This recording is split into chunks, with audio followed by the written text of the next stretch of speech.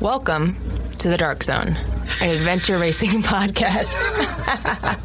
Well, here we go, folks. The moment is here. The course preview podcast from the Dark Zone for the USARA 2024 National Championships. We have a little bit of our intro stuff here. We have a quote or two, an ad or two. Thank you to our sponsors, Ascend Athletics and AR School. And let's dive right into the podcast. Sit back and relax, enjoy your dot watching, and welcome to the National Championships. Well, for me, the action is the juice. I'm in. Okay, you people sit tight, hold the fort, and keep the home fires burning. And if we're not back by dawn, call the president. As listeners of the Dark Zone know, we are strong supporters of Ascend Athletics and their goal of empowering women and girls through leadership mountaineering in Afghanistan and Pakistan. Ascend Athletics is truly redefining opportunity for women around the world. Be sure to check out ascendathletics.org to learn more about their mission. Once again, ascendathletics.org, and you can find that link in the show notes. Keep in mind, as I always point out, they paid nothing for this promo. Instead, we love the work that they do, and we're happy to spread it to the world. The Dark Zone is happy to support and partner with AR School. What is AR School? Well, it's an online service that ensures that you have access to the expertise that you need so you as an adventure racer can continue to level up. We all know that progress can be slow, so why waste time repeating mistakes or wondering if you're using the right tactics? AR School brings together world-class training, top competitors, and athletes of all levels. It's like a transition area between races where you can learn what works, share your expertise, and fuel your passion alongside other racers. AR School is launching soon, so join me and several top competitors inside AR School by joining the waitlist at www.thearschool.com. That's thearschool.com. Welcome to the Dark Zone, an adventure racing podcast. This is your host, Brian Gatens. This is the 2024 USARA National Championship course preview. I have course designers, I have race directors Liz and Michelle Faucher with me right now. We are going over the course. If you're listening to this, you are listening to this the same time as the racers are about to enter the course. Folks, welcome to the Dark Zone. Walk us through the course. Tell us about the race itself, stages, how long they're going, and start with the prologue. All right. Yes. So the race is going to be starting and finishing right in the Village Snowshoe Mountain Resort in West Virginia. The full course, if teams are able to get every checkpoint, are going to be about roughly 118 to 120 miles. And we're looking at roughly about 14,000 feet of elevation gain and loss for the full course. There are 6 legs of the race, 3 mountain bike legs, 2 trekking legs with a paddle, and then a trek, what we're calling a trek intermission between the paddle that separates the paddle. So technically sort of three trek legs, 3 bike legs, and then 1 paddle that's broken up in 2 different parts. The 9 o'clock start to the race, 3 p.m. finish on Saturday. And the race is going to start with the prologue in and around the Village, up on the top at Snowshoe. It's really sort of the main purpose of it is to separate teams before they head out on the first leg, which is a trek.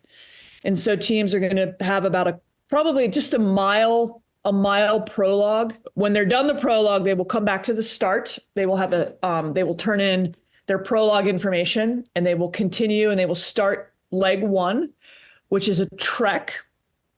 And it consists of 7 numbered checkpoints and 1 window on the first window on the race course that teams are going to encounter.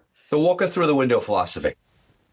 Yeah, so the windows are something that we started in our races a while back, and we've gotten a lot of great feedback on them when we've done them in our courses. Everybody loves them. It adds an element of strategy, I think, to the course. There is a window in pretty much every leg of the race except one of the big treks. And so the idea behind the windows, each window has 3 checkpoints in it.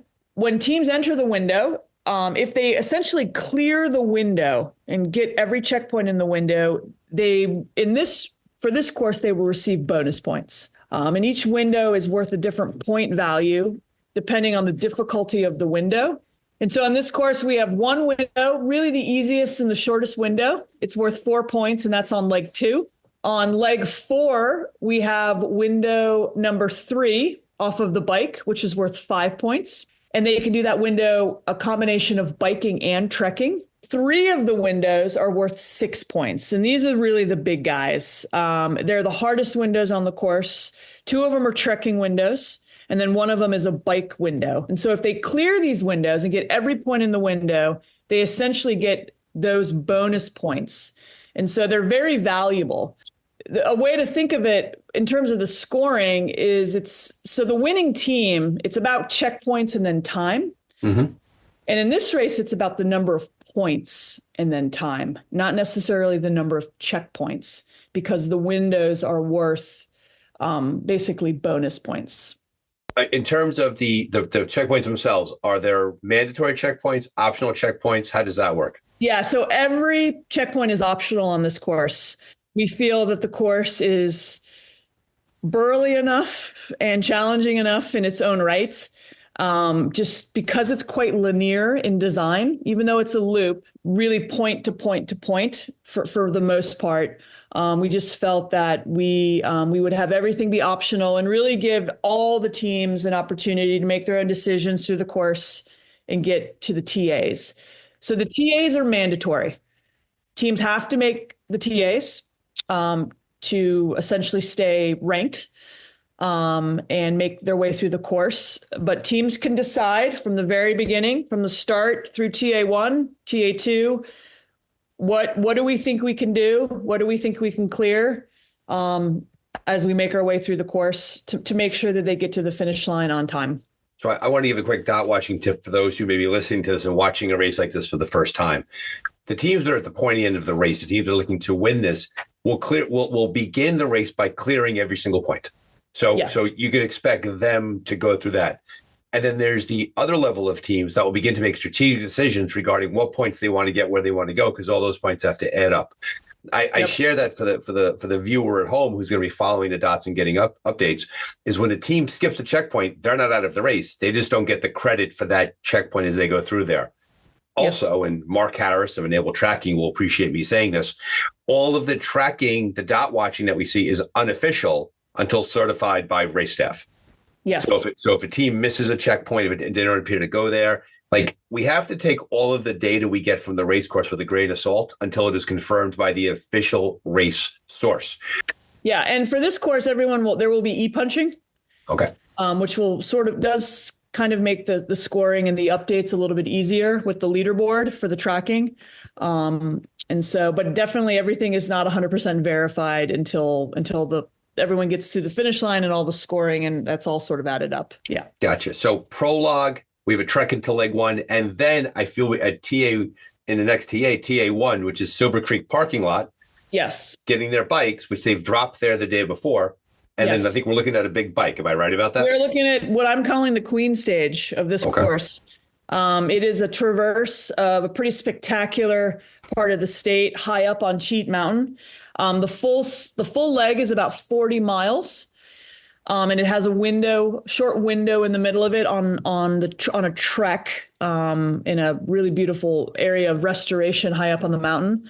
And so teams will start the bike leg. They'll kind of ride some of Snowshoe's finest backcountry trails through the Enchanted Forest. Really beautiful. They'll make their way down into a ghost town of Spruce on the railroad. So the railroad is a big part of this race course. It is everywhere. It's a scenic railroad these days. It's no longer in full operation. And so teams are going to go into Spruce, which is once the highest and coldest town on the East Coast. It was a company town. It was only there because of the railroad and logging on Cheat Mountain many, many years ago. So it's a pretty cool spot. It's been overtaken by the wilderness. I think it's going to actually look very different than teams think it's going to look like when they get in there. Has a very New England-esque feel. There's ponds and beaver ponds everywhere. And then from there, they're going to continue north, riding along an old railroad grade that's been turned into single track. Beautiful trail along the river. They're going to find a checkpoint along the way, right on the Schaefer Fork, which is an interesting point. It's actually on another beaver dam down on the river. And then they're going to head into what's called the Mower Basin. And it's a pretty special part of the race course. It's this really expansive, sort of outer worldly area of the forest that's been under restoration for the past 25 years. And in this area, the National Forest has brought in a lot of recreation, and they've created a pretty spectacular single track section called the Mauer Basin Trail System. And it's built through an old mining area. It was built with IMBA and Snowshoe Mountain. And it's pretty amazing stuff for what they've done. It's about 12 miles, and teams are going to go into that and ride that trail system and really enjoy the riding. It's all about having fun on the trails, making a lot of route choices in there. And then from there, they're going to continue north. And one of the great things about the Mauer Basin is the views are really spectacular up there. It's pretty high up. It's all sort of clear cut. Kind of has a feel of sort of the American West. It looks a little bit like Colorado and Oregon up there. I think teams are sort of going to look around and say, where are we? Are we still in West Virginia? It's just pretty cool, pretty awesome. I was blown away by it when I went out there for the first time. And everybody that I've taken out there since has just been like, wow, this has got to be in this race course. So, and then from there, they're going to continue. They're going to get this window, if they choose to, in an old strip mine area that's 100% off trail. It's actually quite challenging because they're going to be trekking through some alpine meadows, through some spruce stands. There's a lot of ponds everywhere. It's actually a little bit harder than it looks on the map. And then from there, they're going to continue north over the rest of Cheat Mountain through the Schaefer Fork backcountry, as they call it, which is the river that parallels this whole section of the course. And it's actually the highest runnable river on the eastern seaboard. It's a class 3 and 4 river, which is one of the reasons teams are not paddling it. They're going to be paddling the Greenbrier instead. And then that leg will end on the east side of the Schaefer Fork, on the Schaefer Mountain side. They'll be coming into TA2. And so if they clear that leg, it's about 42 miles. And it's a journey. It is a journey across that mountain. That was sort of the intention with that bike leg, to just really go across this pretty spectacular area of West Virginia. And I think it, to me, is the highlight of the race course. I really wanted teams to see it in the daylight, which was important. It was an area of the course that the forest actually suggested we take the race through. I didn't even know about it until they mentioned it, and they said, hey, go up there, check it out, tell us what you think. We think you're going to like it, and you can connect it with Snowshoe and sort of get back to us. I also noted that teams, if they miss that window, if they go northwest, they could stop for directions at the Huttonville Correctional Facility. Yes. They can stop at the prison for directions. So loved ones, you may not want to visit the Huttonville Correctional. Very nice looking place on the map. I'm not going to lie to you, but I would not stop there for a cup of coffee and a drink. It's an awkward conversation with the guards. Yeah. So overall, they're staying very high. This whole part of the mountain is almost at 5,000 feet. It's the old growth, the spruce. It's a whole different ecosystem than you have down in the valley. Okay. Which makes it really unique. It looks very similar to New England. It's a burly mountain bike leg. There's a lot of climbing, the single track, but it's beautiful. And it's, everything is harder than it looks on the map. Well, yeah, of course. Like I've had the chance to look at the Caltop, but I'm like, this is easy. Yeah. Right. Yeah. From the comfort of my couch. Right. Yeah. And then I go here, and then I always like to look at race courses like this. And this is a clockwise course, right? They leave, they come back down. Yeah. TA2 and really point 20, CP21 is the furthest north away from the race. So what's interesting is after the early stages, if you will, of the race, they're as far away from the finish as they're going to get. And then they make that turn to start heading back down, right? They're heading for home, so to speak.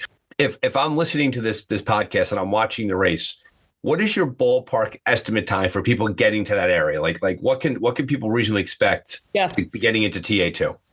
It's going to be early evening, early night. Yep. And so that trek is intended to be through the night.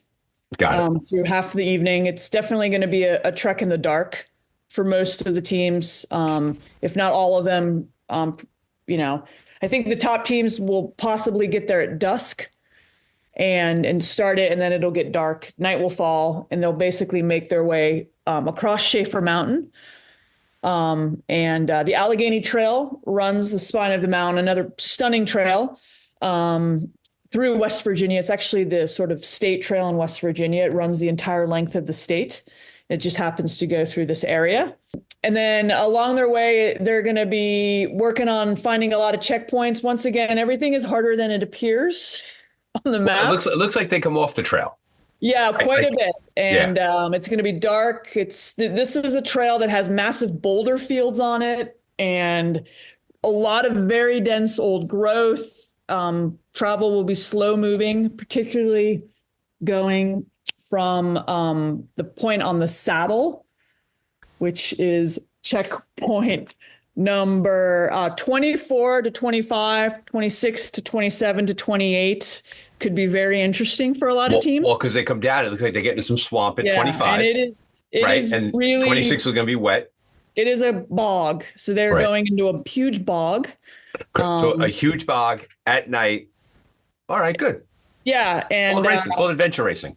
Gotcha. Yeah. And just the route from 24 to 25 could be interesting for teams. Got it. They might find that the route they want to take, they can't take because it's just too dense to move.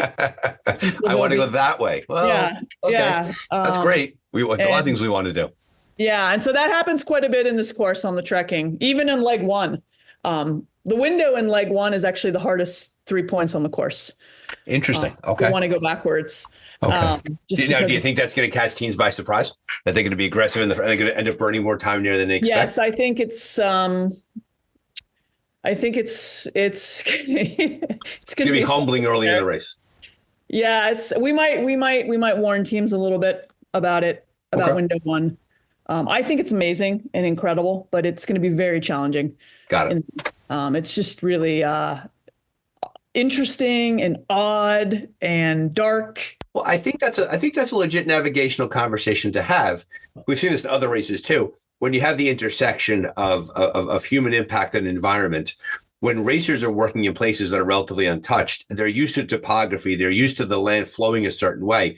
But you get into these areas where there's been a lot of work, it feels Twilight Zone-y. Yeah, it looks pretty straightforward on the maps. I can tell you that it's not straightforward when you get out there, particularly on the trekking. I think it's awesome. It's challenging. And that trek 3 is going to be during the night. If it's a beautiful evening and nice and dry up there, it's going to be a little easier for teams to move through. They get a lot of fog up on that mountain, so you could have whiteout conditions if it's been raining, which can be fun and a lot more challenging for teams. And that trek is about 16 miles. Okay. They have to get the points in order. And then really the highlight of the trek is Gardenier Knob, which is checkpoint 29. 29, yep. And it is considered to be the oldest track of virgin red spruce still standing on the eastern seaboard outside of Maine. And so it's very protected. It's pretty spectacular, pretty stunning in that little area. We're going to take teams up there to find checkpoint 29 and up and down that road. And at that point is really about just sort of going in there and, if you put your headlamps on, you can just sort of see the majesty and the majestic trees and, maybe get a couple goosebumps or something. And then from there, they'll continue down to 30, right down the side of the mountain if they want to go. And then they will eventually cross over the west fork of the Greenbrier River. And that is a river crossing. There's no bridge there, so they will be fording the river. Okay. So they will be getting wet. And it feels like 30 getting from 30 down to the river, even though they're in on the stream, it could be wet. So they're gonna be coming here. This is a burly hike. It is a burly hike. Yeah, I mean they're probably going to be wet the whole time. Okay. They could get really wet going into the glade, into Glade Run. I'm laughing. The name, right? It gives it away. Guys, it's called Glade Run. Okay. 25 and 26 could be interesting for teams. It's just kind of one of those areas where you want to go one way and then you just realize you can't. And so you turn So do you around. envision that after teams punch 23 and they're on that trail, they need to leave the trail and go to the west to get to 24, 25, and 26. Yeah. I'm assuming that teams can make that choice and just stay on that trail and forsake those 3 points. Yeah, absolutely. And that's, we really wanted to try and design it so that depending on the skill of the team and where they are and how their race is going, they can make decisions that, we're not going to go after these. These look awful. Right. Well, they may leave 24 behind to get 25 and 26. Yeah. And we're just going to keep trekking through and get to the TA. And so there's lots of options on there for sure. Yep. Got it. Okay. So now they arrive. Now we get to TA3 and we transition to what? They will transition to a bike. A quick little bike leg. So TA3 is located off of the West Fork Rail Trail, one of West Virginia's really great scenic rail trails that they have. And they will start riding south towards Durban. And if they want to and they have the time, they can go in through the ghost town of Olive and grab window number 3 in there. Which is in a cool little area called the Burner Mountain Backcountry. And they can get checkpoints, window number 3, G, H, and I, in any way that they want, by foot or by bike. They get to choose. So that's an interesting strategic decision, right? Because by that point in the race, you've moved through the whole out of the course. You had the big bike, you had the big trek. You have 5 points sitting there waiting for you on only in quotes 3 checkpoints you have to find. So it's easily making that decision. Do they? And then when you get towards 31, you kind of have the TA kind of calling to you. Yep. Right? And then you have to leave it and then you have to go back up to the north to get those 3 points in the window. Yeah. I think by this part in the race that these teams are going to have a deeper understanding of the course. This is a window that, we might see only the top teams go and get, or teams that are really strategic and skip a lot of checkpoints early on and recognize that the points are the big window points are in the back half of the course. Right. So they'll get down the course for the purpose of saving time, which is interesting because we do have that mindset of the winner will clear the whole course. The winner will clear the whole course. And that may not be the case here. We will find out. Right. That's why it's called racing. Yeah.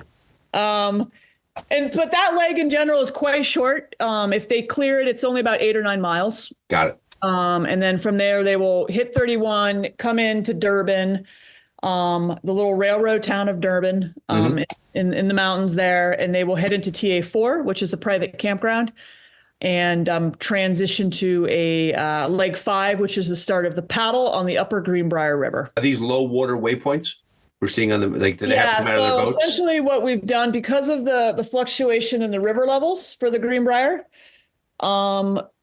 teams will have the option in high water, really good water levels. Teams will be able to put in at high water waypoint number 1, which is right near the campground. And this is all of a decision that we will know about hopefully before the race starts, and see what the water levels are. And teams will be given that information. Teams could then choose to, if they want, or if the water levels dictate it, teams can portage to low water waypoint 2, 3, and 4, which is on a road that kind of parallels the river. It's an easy portage down a really beautiful gravel road. And at that point, teams, it really come down to what the water levels look like, how comfortable teams are portaging or paddling in the dark. And this is obvious. This is where the portage wheels come in handy. Yeah. So portage wheels are mandatory, and teams will have the option of portaging to one of those 3 locations and at one of those 3 locations, they can put in on the river, continue down to TA5. After that waypoint number 4 at the swinging bridge, there's nothing. They have to get in and put it on the river. There is no rail trail on this section of the river. It stops right there. You can tell from the map. That's where it stops. Yep. So it could be first part of the paddle could be another strategic move for teams, depending on the water levels. If they think it's going to be faster to put their boats on wheels and run down the road than try to paddle the river, particularly in the dark, then that might be a really, really good move. Teams will have to sort of make that decision. And now, interesting. So they eventually they get in the water wherever they choose. Paddle at TA5. They come out of their boats, and there's a trek section which interrupts the paddle. Yes. So halfway through the paddle, and literally halfway through the paddle, there is another trek, and there's 2 checkpoints, sort of low-hanging fruit, as I like to call it for teams. Right. Maybe they need to get out and stretch their legs, and they're not quite comfortable going after the window, which is there on foot. They can get 32 and 33, which are also much harder than they appear on the map.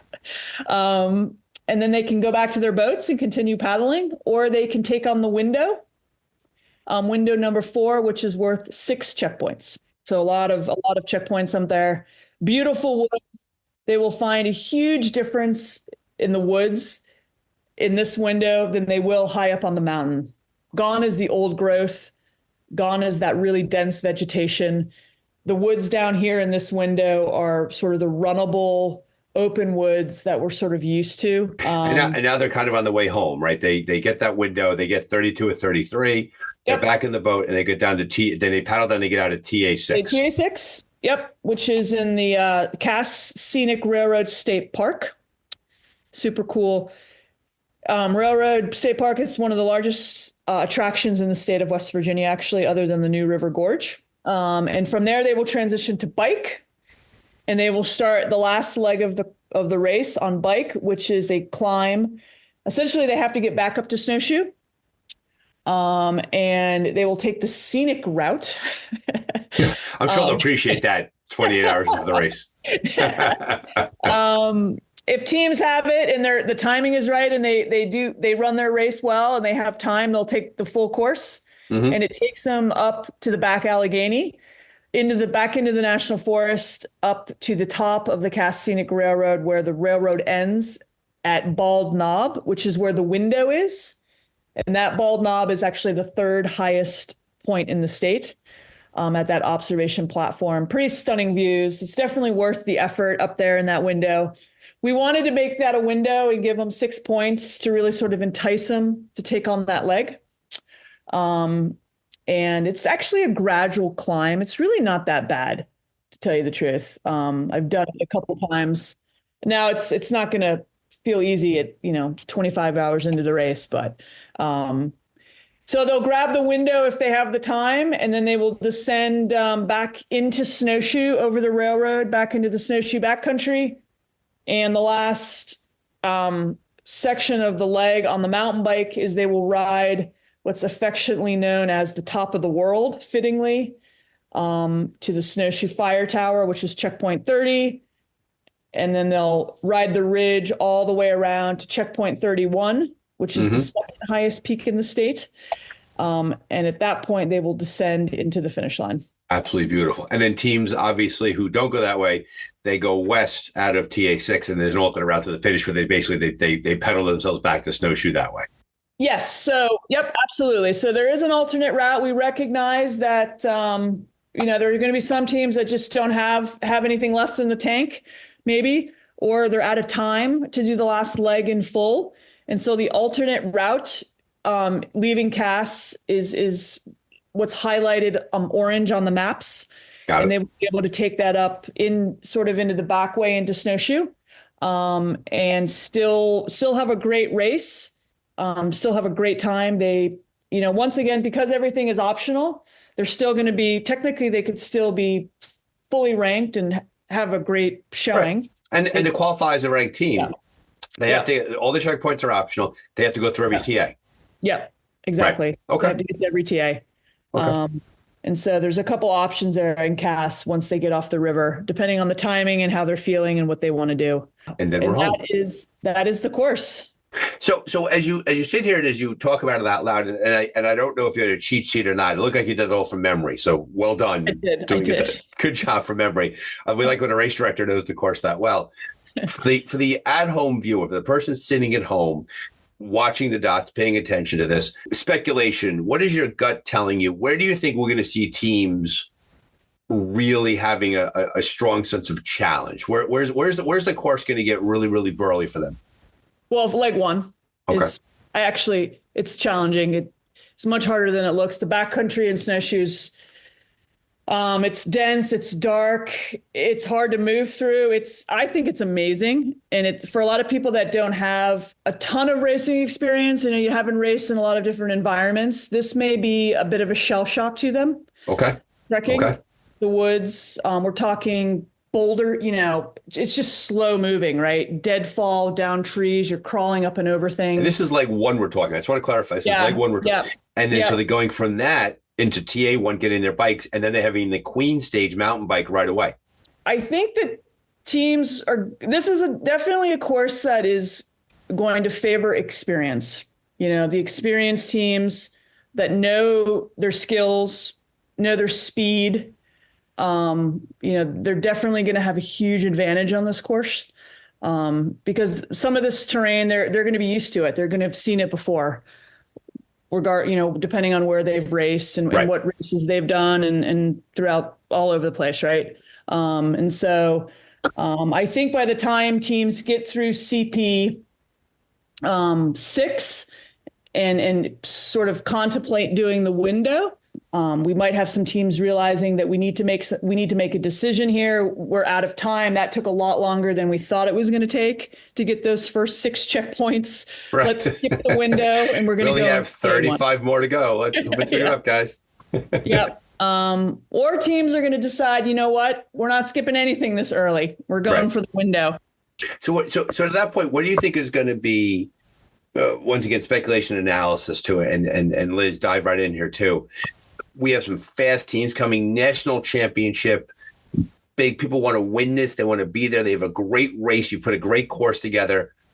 What do you think will be the deciding factor for the winning teams? When we look back on this race and we look back at 3:00 on Saturday and we say, these teams won because they did this well or because they didn't do this, what do you think that is? What did they avoid to do well? They made good choices. Got it. I mean, just like what I told my teenage daughters, make good choices. Right. So they need to look at it strategically, understand their own team and themselves, and see how deep they can go into themselves to get this course accomplished. Because I think as I look at this course, you're out there. Like you have to get your way home. Right. You're racing away from the start and you're racing back. And some races are circular. There's places to cut off. You can cut the course. It's the way this is out there is that this is a true blue adventure where you just, if you're having a tough time at CP22, well, that's great. Have all the tough time you want. You got to get yourself back here somehow. That's part of the challenge for this course. And so teams are really going to have to look at it all, big picture. I think the team's ability to move fast on the mountain bike could be very important. The stronger mountain bikers, I think could possibly favor them. Yeah. Obviously, with the elevation. And I think the stronger navigators are definitely going to do well, or obviously, have an easier go with things. Some of these woods, these are the type of, going from A to B, for instance, where you have to stay on a bearing that whole time, and you were moving, you were crawling over things, you're going around boulders. Next thing you know, you're off your bearing and you're going a different direction. You're like, oh my God, we need to get back on it. Where are we going? It's easy to get turned around in there because of the woods, how thick and dense it could be. I think my hope is that by getting, into 1, 2, 3, 4, 5, 6, by the time teams pop out on that road there below A, they're going to be able to make some good decisions moving through the rest of the race course. The reason I'm chuckling is that it's so early in the race, distance wise. It's like, it's not like 3/4 through. It's like they have so much more race course ahead of them. My own opinion is leg 2 is going to be the hardest for people. The bike. It is going to be very, very challenging. Yeah. Well, if teams are, I think it depends on the team. But it's a journey on the bike. I think the scenery and everything that they're going to see along the way will, I think, motivate them to keep moving and keep going forward. They enjoy riding their bike and they enjoy single track. I think they're going to love it. They're like, oh, this is so beautiful. I feel so good. Another interesting thing about this is that snowshoe is at the top of a mountain, which is unusual for a ski resort. Right. And they are they're going to finishing be on on the a up. river, and so they have to get to the top, back to the top of the mountain. And that would just be sitting in my brain. Yeah. Like I have to finish on the up. And I Right. did that ride, and it was challenging. It was exciting. Very challenging. There may have been small tears involved. Well, you loved it. Come on. yeah. I had a motor on my bike, and I found it challenging. Yeah. Right. It's going to be, I think that challenging is the way to go. Well, listen, we wanted to keep this episode short because we know that people want to listen and get back to the dot watching. Liz and Michelle, thank you so much on behalf of Adventure Addicts Racing, on behalf of USARA for doing all of this. You clearly have poured your heart and your soul into the course. You know, this is being recorded in the past, but it's for the future. And I just want to thank you in advance for all that you've done for the sport and for putting on a great national championship. Thank you for creating a course of such challenge with such care. Great. Thank you, Brian. Appreciate it. Thanks. Thank you to Liz and Michelle for joining us on the Dark Zone. Hope you enjoyed this course preview. Now head back over to the dot watching, check out the race, cheer on your teams. Thanks for being here. Thanks for listening to the Dark Zone, and we hope you enjoyed this preview of the 2024 USARA National Championships. And remember, if you keep racing, we'll keep talking.